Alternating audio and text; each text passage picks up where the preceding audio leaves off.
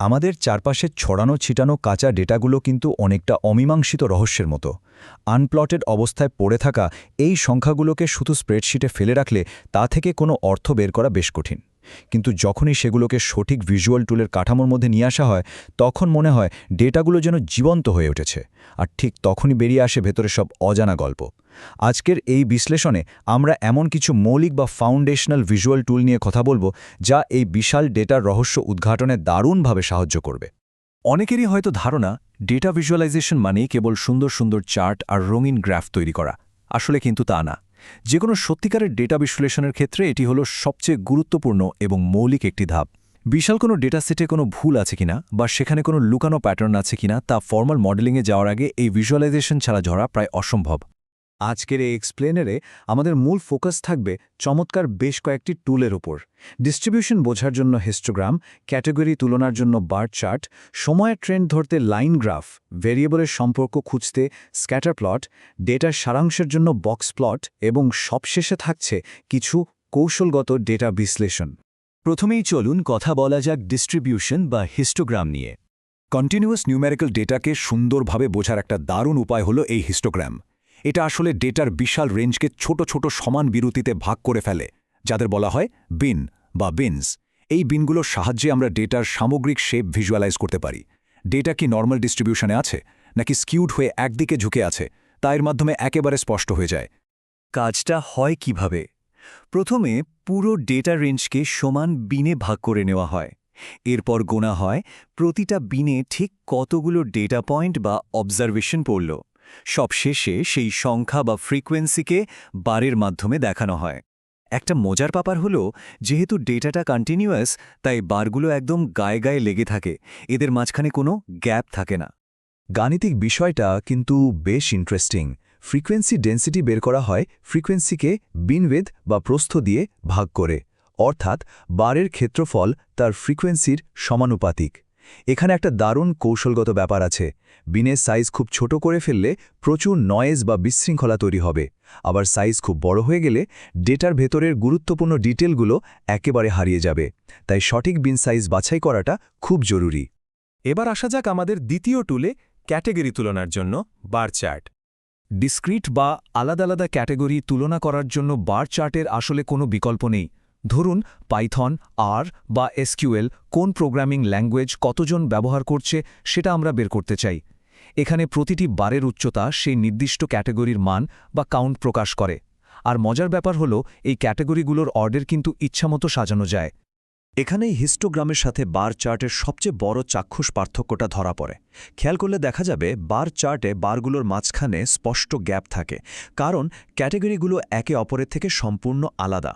অন্যদিকে হিস্টোগ্রামে কোনো গ্যাপ না থাকাটাই প্রমাণ করে যে ডেটাটা কন্টিনিউয়াস।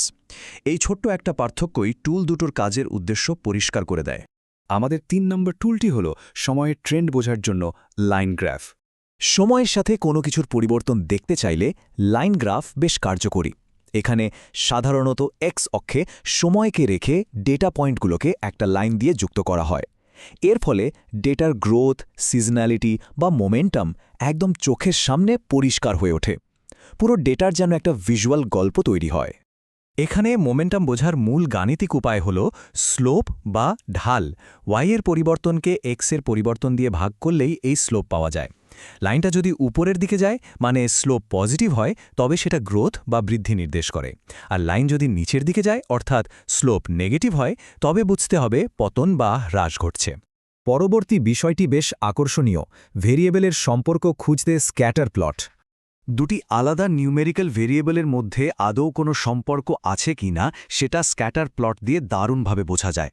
কোঅর্ডিনেটেড ডেটা প্লট করে একটা ট্রেন্ড লাইন আঁকলেই কোরিলেশন চোখে পড়ে। পজিটিভ কোরিলেশনে দুটো ভেরিয়েবল একসাথেই বাড়ে, নেগেটিভে একটা বাড়লে অন্যটা কমে যায়। আর জিরো কোরিলেশন মানে এদের মাঝে আসলে কোনো সম্পর্কই নেই। এই সম্পর্কের শক্তি মাপা হয় ছোট হাতের আর বা কোরিলেশন কোএফিসিয়েন্ট দিয়ে।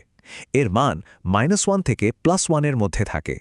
মান যদি +1 বা -1 এর কাছাকাছি হয়, তবে সম্পর্কটা খুবই স্ট্রং। আর মান যদি শূন্যের কাছাকাছি হয়, তবে বুঝতে হবে এই দুটো ভেরিয়েবলের মধ্যে পরিসংখ্যানগত কোনো সম্পর্ক খোঁজাটা স্রেফ সময় নষ্ট।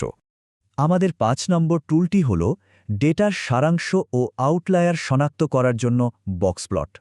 একটা মাত্র ছবির মাধ্যমে ডেটার বিশাল একটা 5 নাম্বার সামারি তুলে ধরে এই বক্স প্লট। ভেতর থেকে বাইরের দিকে তাকালে দেখা যাবে মাঝখানের বক্সটা মূলত পুরো ডেটার মধ্যবর্তী 50% বা আইকিউআরকে ধারণ করে। এরপর দুই পাশের রেখা বা হুইস্কারগুলো ডেটার বিস্তৃতি বা ভেরিয়েশন দেখায়, আর একদম বাইরের ছোট ডটগুলো হলো সেই চরম মান বা আউটলায়ার, যা সাধারণ ডেটা থেকে অনেক দূরে। পরিসংখ্যানের ভাষায় আউটলায়ার হওয়ার কিন্তু একটা কড়া গাণিতিক নিয়ম আছে। কোনো মান যদি ফার্স্ট কোয়ার্টাইল বা Q1 থেকে 1.5 গুণ আইকিউআর বিয়োগফলের চেয়ে ছোট হয়, অথবা Q3 এর সাথে 1.5 গুণ আইকিউআর যোগফলের চেয়ে বড় হয়, একমাত্র তখনই সেটাকে গাণিতিকভাবে আউটলায়ার হিসাবে ঘোষণা করা হবে। এটা ডেটার ভেতর একটা চমৎকার ফিল্টার হিসেবে কাজ করে। সবশেষে চলুন দেখি কৌশলগত ডেটা বিশ্লেষণ। শুধু চার্ট বা গ্রাফ দেখলেই তো হবে না, সঠিক প্রশ্ন করাটাও জানতে হবে। ডেটায় হাই স্কিউ থাকলে ভাবতে হবে, এটা কি প্রাকৃতিকভাবেই এমন? আউটলায়ারগুলো কি নিছকই মাপার ভুল, নাকি সত্যিই কোনো বিরল ঘটনা ঘটেছে? ডেটায় অনেক বেশি ভ্যারিয়েন্স থাকলে কি আরও বড় স্যাম্পল সাইজ নেওয়া উচিত ছিল? এই প্রশ্নগুলোর উত্তর খোঁজার মাধ্যমেই ডেটার আসল চেহারাটা বেরিয়ে আসে। পুরো আলোচনার সারসংক্ষেপ টানলে এটাই দাঁড়ায়, যে কোনো ডেটা মডেলিং বা বিশ্লেষণের আগে এই ভিজুয়াল টুলগুলোর ওপর দক্ষতা অর্জন করা অত্যন্ত জরুরি।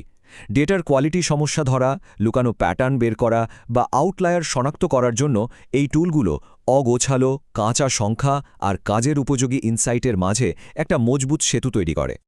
তাহলে সবশেষে একটা কথা ভাবার মতো, ভিজুয়ালাইজেশন যদি কেবল প্রথম ধাপই হয়, তবে প্রতিদিন আমাদের চারপাশে তৈরি হওয়া এই বিশাল আনপ্লটেড ডেটার গভীরে আরও কত শত অজানা গল্প লুকিয়ে আছে। সেই ডেটাগুলোকে এই ডায়াগনস্টিক টুলগুলোর মাধ্যমে নতুন চোখে দেখতে শুরু করাই হলো আসল সাফল্য। আশা করছি আজকের এই আলোচনা ডেটা নিয়ে নতুন করে ভাবতে সাহায্য করবে।